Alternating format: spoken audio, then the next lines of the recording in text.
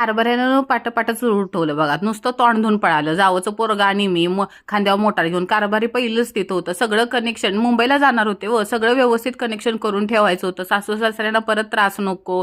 Button चालू केलं की घरापर्यंत पाणी पोचायला पाहिजे होतं.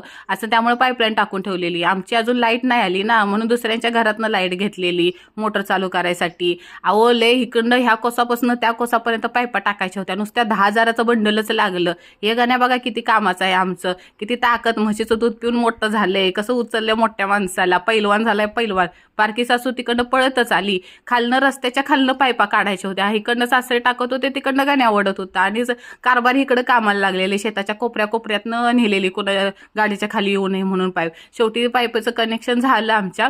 आणि जिथं जॉईंट आहे तिथं बांधायचं होतं असं प्लॅस्टिकनं, परत पाईप निघू नये म्हणून रबरनं बांधलं हो. आणि शेवटी आमच्या कामाला यश आलं बघा. रडत रडत का होईना, पहिलं पाणी आलं आणि परत लय जोरात आलं राव.